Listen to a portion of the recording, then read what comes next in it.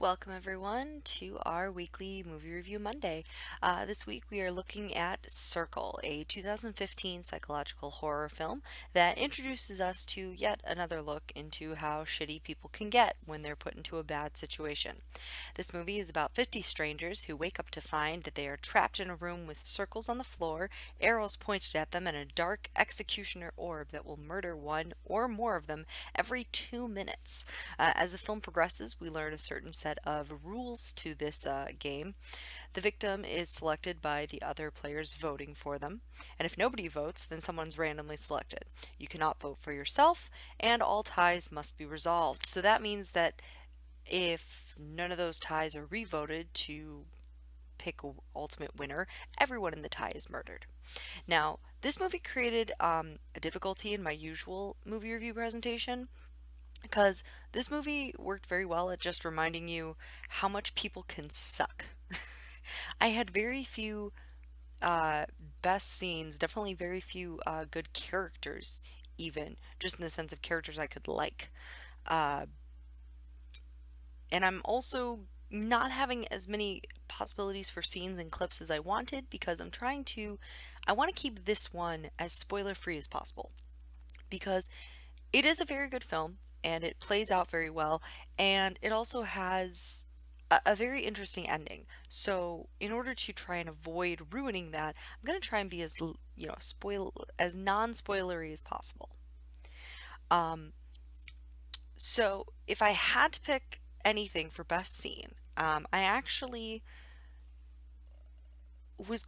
I decided to ultimately go with this scene. And I feel like this scene presents us with the classic age-old separation of the pricks and the semi-decent people, and it also kind of gives you an idea of what everyone in this scene's going through. I also have other reasons, but let's play the scene first. You get good grades? Uh-huh. Yeah. Straight A's? Oh my God, she got a B. Let's kill her. Look, at least one of them is gonna have to die. So we should decide now.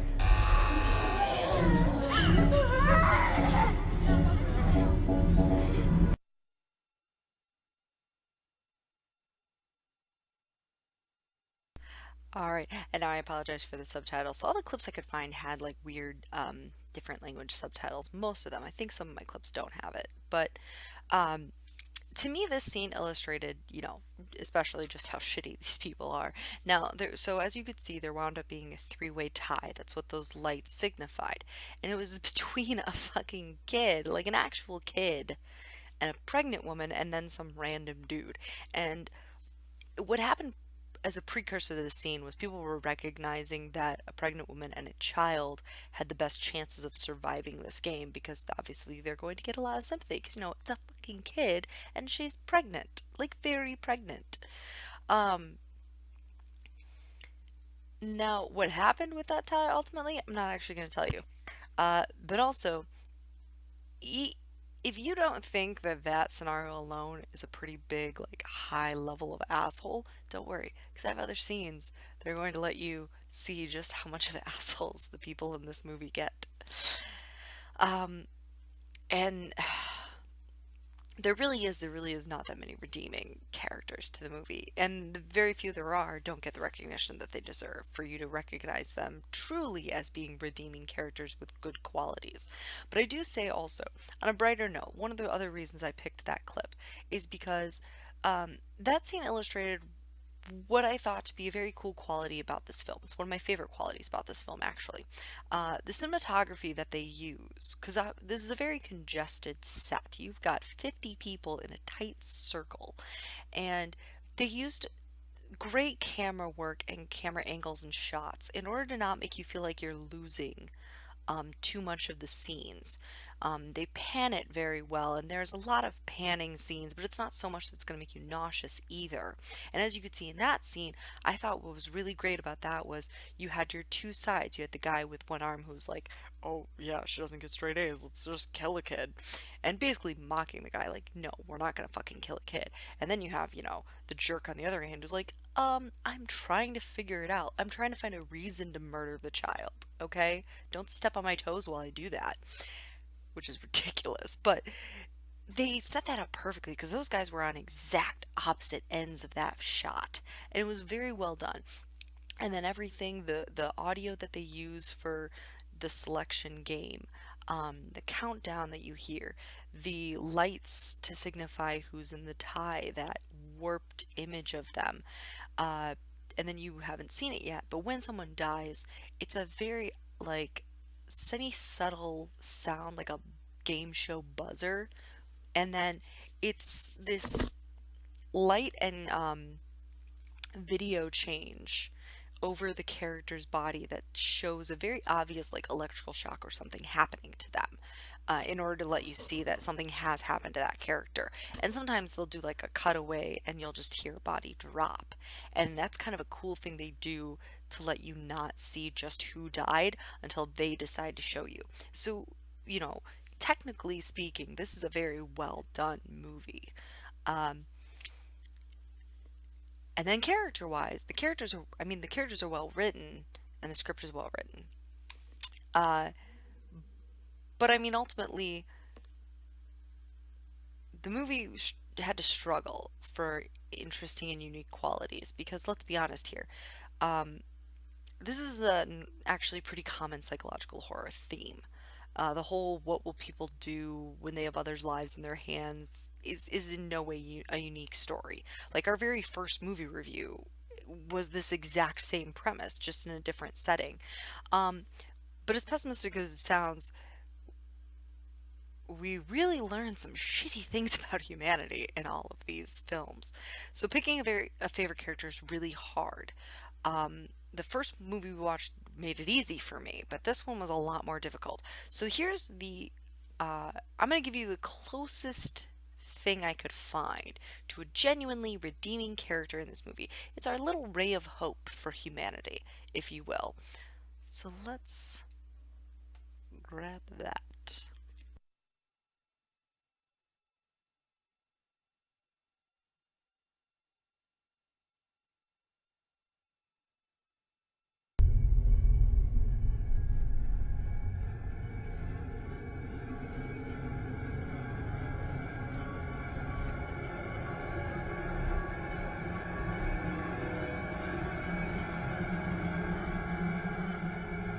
I'll do it.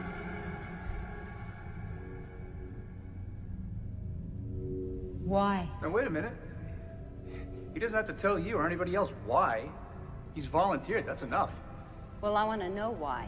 Lady, it's none of your business. Hey, let him answer. Why? I guess I just don't want to kill anyone. So I apologize because I know the audio was cut out. They were essentially asking for volunteers. This kid right here, this is the closest thing we get to a non-shitty person because he's willing to completely sacrifice himself just because he doesn't want to kill anybody. And he's not attempting to like be anything more, have anything more to it than that. It's not, I have a shitty life or anything. It's just, I don't want to kill anyone. And he kind of lets you know right there, he hasn't been voting. He hasn't been playing this game that everybody else has been playing.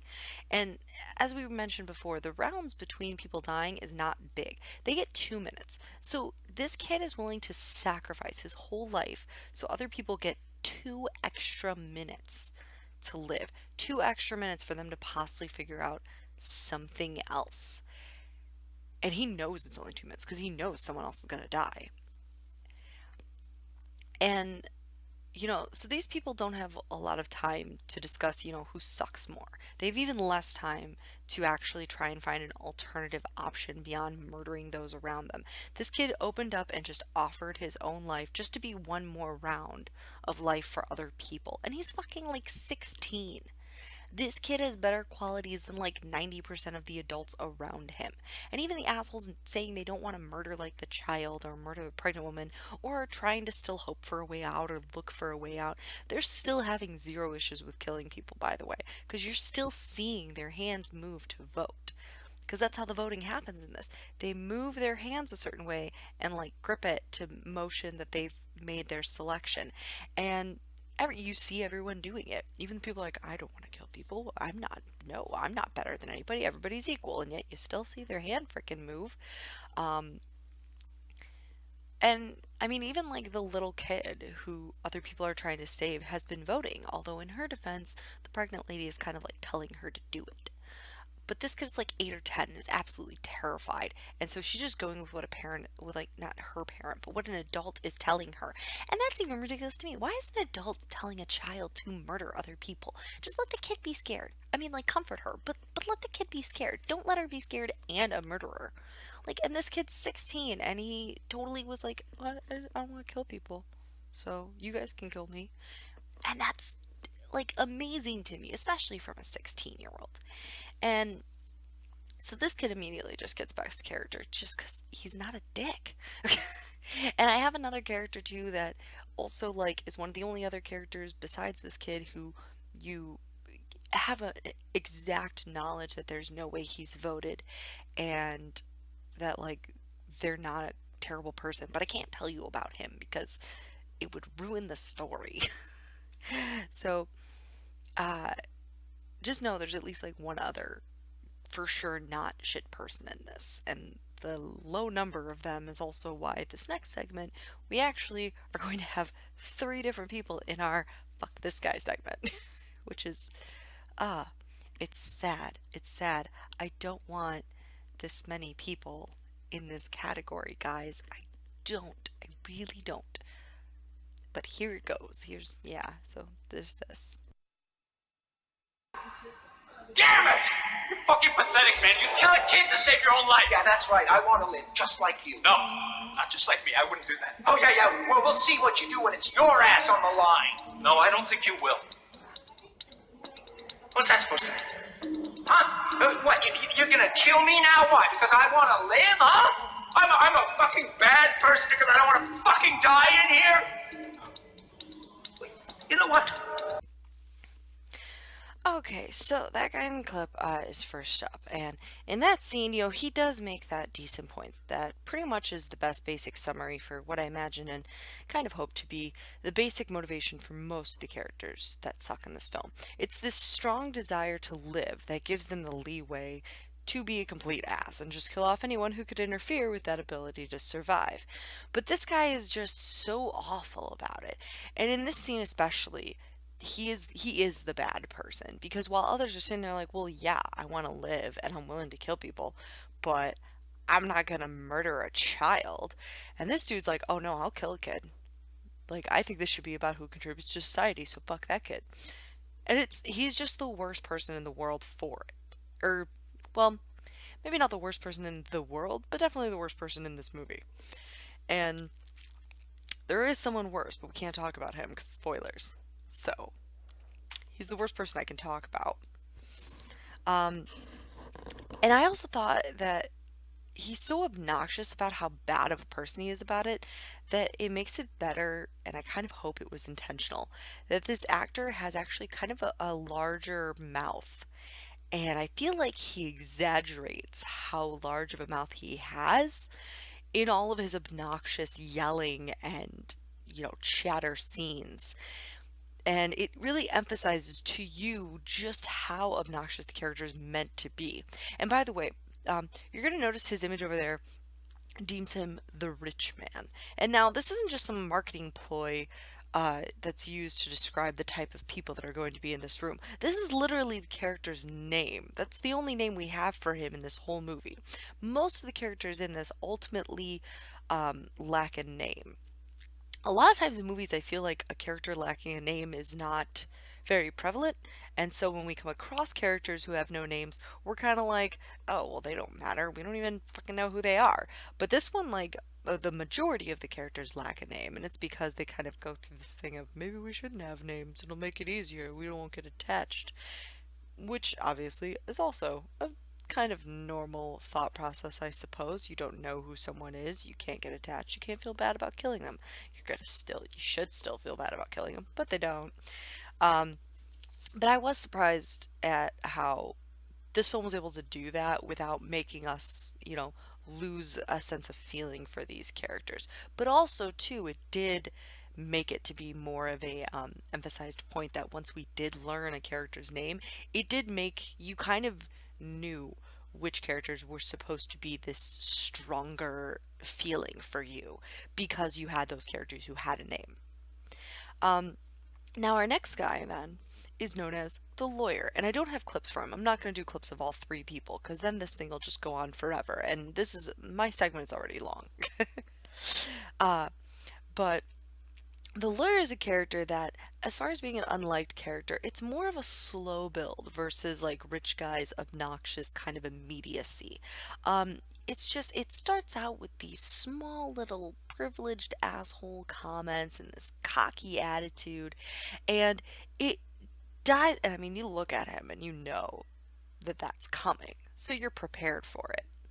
Um, but then it's like these little tinges of mild racism get thrown in. And at that time, even when it's like mild racism, he still is able to make it come across as just him. He doesn't bring it up. It's him agreeing with someone else to try and help justify one less obstacle to his survival being removed.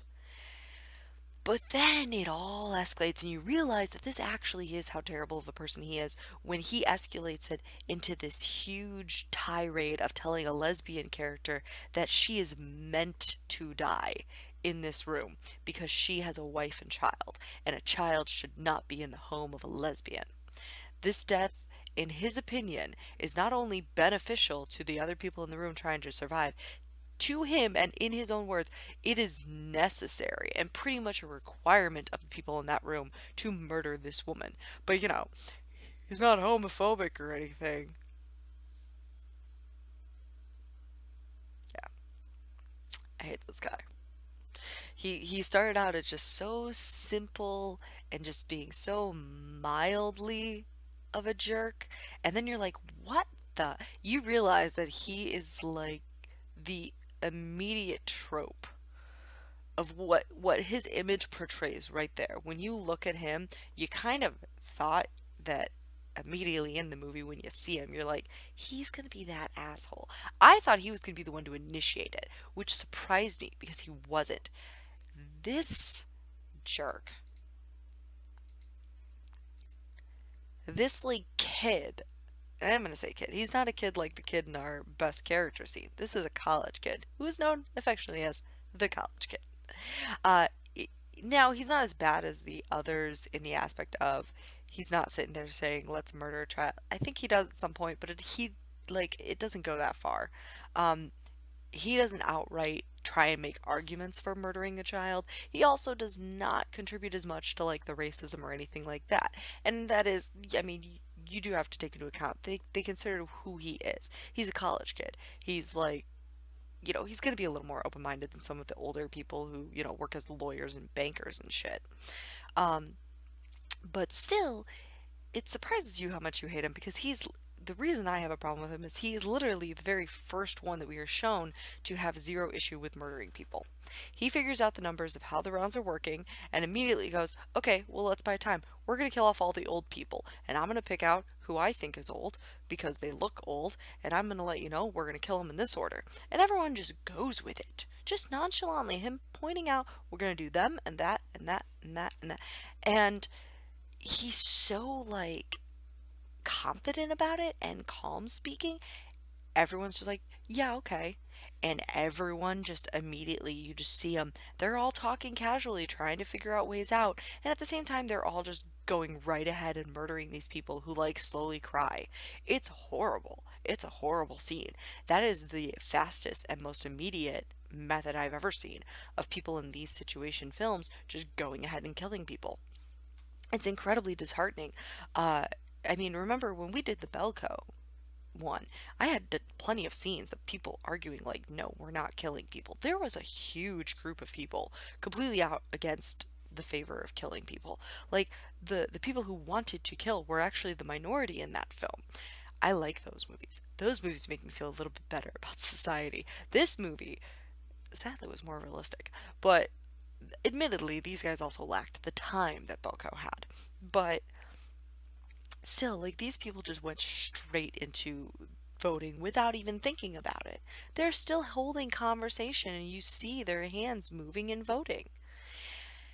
And I mean, just to me, this again, it's not an original horror trope. This is a psychological horror concept that has existed for years. You know, you've got Belko experiment, you've got Would You Rather, you've got Battle Royale. I mean, there's so many of these. It's actually a lot. This is a very unoriginal concept. But this is one of the darkest versions of that concept that I have seen. So again, original, no. We've seen it before, but this was still done in a unique way. That's the nice thing about this. We see this happen a lot in a lot of different films, but they all seem to find their own way of doing it, which is the kind of that I mean, sometimes that's the best we can ask. I mean, we don't always get original stories, but at least it's not a remake. At least it's semi-original. And you know, the storytelling of it, the cinematography was very unique. It was very well done. The lighting, the way they worked with the audio, even just the song selections, the score was really great. And honestly, ultimately, I'm going to give this a 4. This was a 4-star film. It's a good film. Even with it showing how messed up people are, it's done well, and it had fantastic characters and a very interesting ending. And the ending alone is worth watching the movie just so you can get to that ending and see it. And I would love people to come back with their opinions of that ending. Now, this film was able to touch on a lot of different emotions. So it's worth sitting and taking the time to watch. Don't just have it playing in the background so you can see the ending. Like, sit and watch it. Go to whatever streaming platform you use. I have Netflix, so I can guarantee you it's on there. I can't speak for the others. But go see this movie, okay? It's a really, really great movie, guys. So, you know, go look for The Circle, go find it. And don't forget to come back tonight at 10 Central Standard Time. You can come catch me live. You can hit that follow button so you don't miss it.